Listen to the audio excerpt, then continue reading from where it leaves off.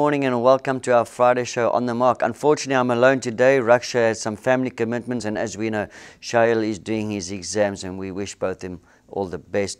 Well, after last week's very, very exciting meeting, we go back to sort of coming back down to earth. It's a normal race meeting. There is some interesting races. I'm going to go through the card as best as I can with you. Hopefully, we find you a couple of winners for this weekend. Right, let's start off in race 1, the Strident Cup. It is a 1400 meter 0:20. I personally like the look of number 8, Friday on My Mind. I followed this horse a couple of times last year. He was pretty unlucky. He's only had the one run this year. It wasn't a bad run. It was in a 9:90, which is obviously too short for him, but he's really running on strongly. He's drawn 3. I think that if ever Friday on My Mind is going to crack his first win in Mauritius, it's going to be tomorrow, Friday on My Mind. If you just have to go back to his form in the 0:20 last year, where he ran some good races behind horses like Hullabaloo and Chap Trap, and he's been unlucky, this horse. He's been very, very unlucky. That's probably because he comes from off the pace. A little bit of luck in the running. I think he could pull off the first race. My second choice, League of Legend. There was a good second last time to Zen Zero.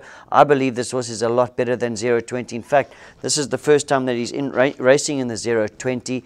If you go back to his 2 wins early on in his Mauritian career, it was against a lot stronger. So League of Legends, yes, he is drawn 8. He's going to need a little bit of luck from that draw, but he's quite quick.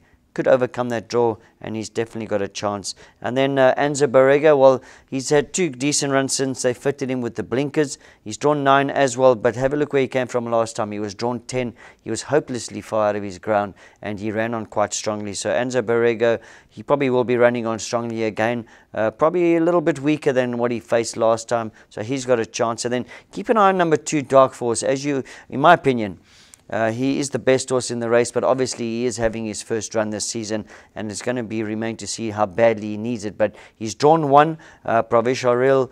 He could probably just jump him out and be right up there in a good position. And Dark Force, like I said, I think he's a little bit better than this field. Just got to have a look at his run behind horses like Sky High Flyer and Arctic Flyer, those sort of horses, a lot stronger than what he's taking on here. So all depends on his fitness. But at the end of the day, I think Friday My Mind's going to pull this off.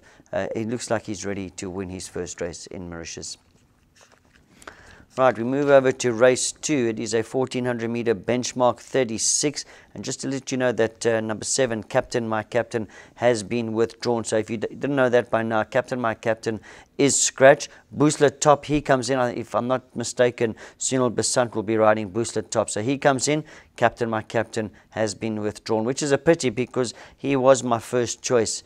Anyway, let's see what's left in the race. Obviously, number 6, Antwerp, 2 very good runs. A good second last time to Silken Prince. I believe Silken Prince will be very hard to beat in the 3rd race. So that form is pretty strong. He's had racing. He knows what it's all about, because there is a couple of horses here that are making their debut, and we actually don't really know how good they are or how they're going to perform. But Antwerp, 2 good seconds now behind some decent horses. Hopefully he can pull off Simon Jones's first win. We're talking about unraced horses. I think number 5, 7th Rule, is probably the best of the unraced horses from what I've seen in training and South African form. I see they've opened him up as favourite. I don't know if he still is the favourite, but the bookmakers open him up as the favourite for race 2. And clearly on his work at track and his South African form, he must have a chance. A little bit of an outsider. I like the look of number 1, Green Flash Sunset, with Daryl Holland. He is drawn 7, but he's been racing in a lot stronger. He's been racing in 46 and 41. He now drops down to 36, and he sort of ran on quite nicely. There was a very good run behind Dollar Tractor last time. If he can repeat that sort of performance, he must have a chance in this sort of field. But race 2, quite open. I'm hoping that Antwerp pulls it off for Simon Jones. But keep an eye on these first timers, especially number 5, 7th Rule. Right, then we move over to race 3. It's a 1500 meter benchmark 41. And like I said earlier on, I honestly believe that Silken Prince is going to take a power of beating. Yes, he has got the poor draw to deal with, but he does come from off the pace. You just had to look at his last run. He was sort of quite far off the pace, but he quickened up beautifully. What I like about Silken Prince is the fact that he has improved a lot in his work. His gallops in the mornings have been pretty good. And even though he is stepping up 1 class, I think he's better than his rating. And Silken Prince, Manoel Nunes, he's got a very good book of rides as Manoel Nunes. I think he's worthwhile following tomorrow. He's got some very nice rides. So keep an eye on Silken Prince. I think he could possibly be a banker in your exotic bets. Let's have a look at his danger. Well, once again, Simon Jones has got a nice runner in the form of number 2, Galterra, another horse that has been working very, very well. There was a good third behind In Your Dreams last time, and he's slowly coming back to his form of last year when he beat Cape Horn and Blow in the Box, and sort of condition-wise, he's starting to look quite good again, Galterra, and maybe he could pull off a double for Simon Jones. That would be very, very nice. Also, I'm surprised is at 13-1 or 1300 is Barack Lavan. He's had 2 tough races. Even though he had a tough race when he won, he still managed to win. And then last time when he ran 4th to From the Ashes, that wasn't an easy race that he had. He still managed to run 4th. And I believe that in this sort of field, he must have some sort of chance. Remember, number 7 is a scratching, Amrit Star. We've got 3 scratchings on the day. Captain, my captain, Amrit Star, and then late on, Disco L as well. But third race, I think Silken Prince is going to take a power beating. I do respect Galterra, and I reckon Barack Lavan at that price is maybe worth a little each-way bet. Excuse me. Right, race 4, a 990. And if you watched our Jeu de Gallo show, we watched 2 horses training, Barrack Street and Rob's Jewel. And I said as early as Wednesday, I thought this was going to work out to be a 2-horse race.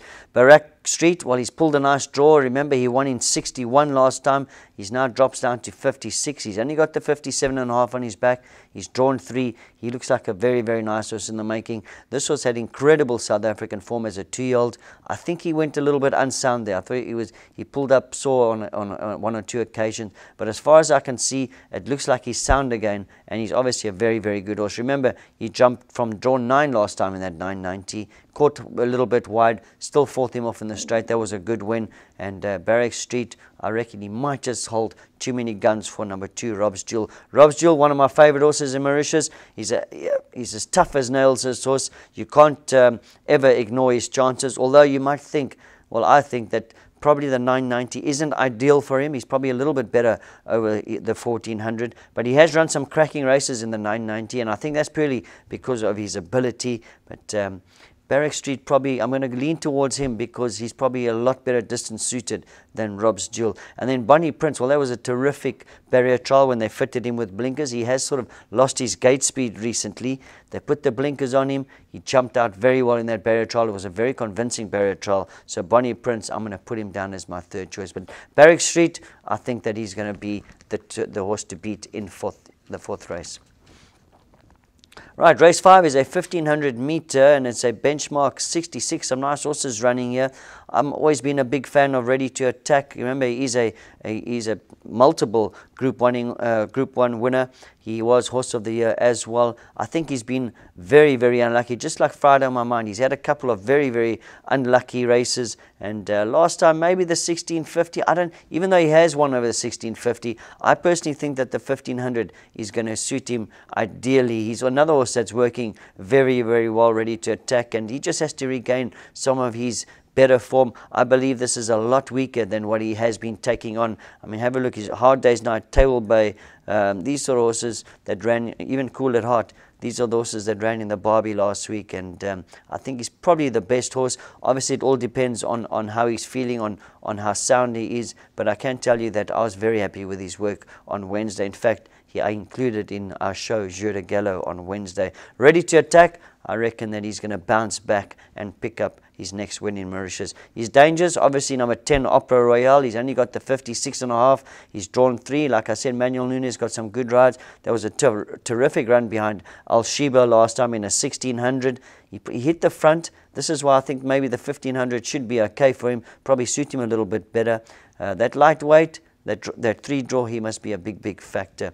And then 7th Plane, in fact, I think the Gajara stable hold a very strong hand in the 5th race. 7th Plane, there was a good run behind Para Palace last time. If you go back, his only win in Mauritius has been over 1500. He's back in the 1500. I think that he's going to run a cracker 7th Plane. He is drawn 1 Okaraz in the irons. And like I said, I think the Gajara stable, they got quite a strong hand here. They've gone through a little bit of a tough time. Maybe they'll pick it up this meeting with Ready to Attack and 7th Plane. Right, let's move over to our feature race of the afternoon. It is the 6th race at 1850. It is the Express Turf Winter Stakes Trophy. Looks like it's going to be a very, very interesting race. Obviously, you have to respect number 2, Our Emperor. I liked his gallop 2 weeks ago, and well, sort of history is repeating itself. I liked Black Cat Back's gallop. He won. I really liked White River's gallop. He won the Barbie, and I was very impressed with Our Emperor's gallop 2 weeks ago with Manoel Nunes. The 1850, obviously that's going to suit him a lot better than what he's been running in this year. He finally steps up to a distance that he will appreciate, and I think Our Emperor is going to take quite a bit of beating in the feature race. There are a couple of nice stayers in this race. Obviously the Great One, who we can't forget his 2 great races last year at level weights when he ran second to Table Bay in a 1850, and then that cracking run in the Maiden Cup where he almost pulled it off. And remember, those races were at level weight. So in a handicap, the Great One, well, he must have a big chance. Another horse that's going to appreciate going over a little bit of ground. He has been racing in distances a little bit short of his best, but they have made him, well, they've brought him on, they've sort of made him fitter, and I think he's been quite well prepared for the Winter Stakes. Next best, maybe Ideal Secret. Obviously the question mark is whether he's going to stay the 1850. I see he did win a 1600 in South Africa. That might indicate that he might probably get the 1850, but he's sort of well, he hasn't been tested over the 1850, so there is a little bit of a question mark there, but on his ability, he must have a chance here. And then Solar Star, well, he ran a cracking second to Our Emperor last year. That was in a 2200. Pierce Stradom, the iron, yes, he's drawn 10, but Solar Star's a sort of horse that can come from off the pace. We all know, like, Pierce Stradom gets him nicely balanced, and they really finish their races well. So, 6th race, Our Emperor, I think he should win it. If he gets beat, well, then it's pretty wide open after that. So you might want to load a couple or take a chance and bank Our Emperor in all your exotics. But I think he's going to be good enough to win the feature race this week. Right, then the 7th race at 1850. Once again, it's a benchmark 31. I really like the look of number 6, Overdose. I think he's going to take on the favourite here and beat him, Taranaki. Overdose, remember last year on International Day, he won in a rating of 41. He's back down to a 31. He's back to the 1850. That was a very good second to Cyber Special last time. I think Cyber Special was just too good for him on the day. As we saw, Cyber Special came out and won again. So that form has been franked. I think Overdose in the 1850 suits him down to the ground, and I think he's going to be a big runner in the 7th race. In fact, I will definitely make him my first choice. I'm not exactly sure what price he is, but could probably maybe be my value bet of the day, but once again, I haven't had a good look at the betting. Obviously, number 1, you got to respect him. He beat Master of Spain last time. Master of Spain has come out and won, so that form has been franked. And then his South African form, well, he was placed in the 1800, although he did get, it was a sort of very average third behind a horse called King's Music. He got beat 4 lengths, but I'm not sort of convinced that the Master of Spain form and the Dealer's Charms form is as good as what Overdose has run behind. He's run behind horses like Redline Captain, Perplexing, Cyber Special, and I think that form is a little bit stronger than what Taranaki's done. And then Man from Seattle, well, we've always said that the day he jumps, he'll win. He managed, well, he wasn't that slow away last time. He was perfectly ridden by Pierce Stradom. He's drawn 1. I think that the 1850 is going to suit him. I reckon he can afford to lose 2 lengths, 1 or 2 lengths in an 1850. That one draw pair will probably sort of settle him near the back, and he will be finishing quite well. So keep an eye on Man from Seattle. I've always said this horse is a lot better than his rating. Obviously, the big problem is whether he'll jump on the day or not. But at the end of the day, I reckon Overdose for the 7th race, he's going to be my bet of the afternoon. I think he's going to be the horse to beat. Right, then the 8th race, the lucky last, it's a 1450. Unfortunately, we're finishing the day with quite a tough race. So if you are a pick 6, pick 8 player, even a place accumulator player, you're probably going to want to load a couple of horses here. I've picked out 4 horses. Let me talk about them quickly. Obviously, the filly, Two Moon Junction, she's got some cracking form. She needed her first run this season when she got beat 8 lengths by Royal Resolution. Remember, that was in a benchmark 31. She comes down to a 25. But if she runs anything like she did towards her previous form last year, those runs behind Mr. Hardy, mind-blowing. We've seen both those horses win already this season. In fact, I think they've won more than once. So Two Moon Junction, not many fillies in Mauritius, but she could probably be the first to win in quite a long time. And then Soldier's Code, Well, I liked this horse last time. He went off at 35-1. I really thought he would run a cracker. He got beat by Taranaki. So remember, have a look what Taranaki did in the 7th race. Obviously, it'll be too late for your exotic bets. But if Taranaki sort of wins that 7th race easily, you'd know that Soldier's Code must be a big runner in the 8th race. You can maybe have a couple of rupees on Soldier's Code. He's drawn 3, and I think he's a big runner in the last race. My third choice, Red Indy. Well, we all saw what happened to him last time after that very good run. And I suppose if it wasn't for that incident, he probably would have run a lot closer. Unfortunately, once again, poor draw, but he is a horse that comes from off the pace. So Red Indy will probably be dropped in near the back, and he will be running on quite strongly. Then one horse I want to mention, don't leave out your pick 6, don't leave out your pick 8, don't leave out of anything, is the Rajamdin runner, Kali's Champ. He was very unlucky last time when he finished 3.5 lengths behind Dealer's Charm. He couldn't get a passage anywhere, couldn't get a run up the straight. He is drawn 6. But I can tell you this horse's work has really been impressed me lately. I've kept an eye on him, and Kali's Champ in this sort of division, he could have his say here as well. So the four horses I've spoken about, I think you should load all of those in your pick 8 and pick 6, and it is a tough race, but hopefully those 4 will get you home. All right, well, that's a wrap. Let me give you my banker of the afternoon.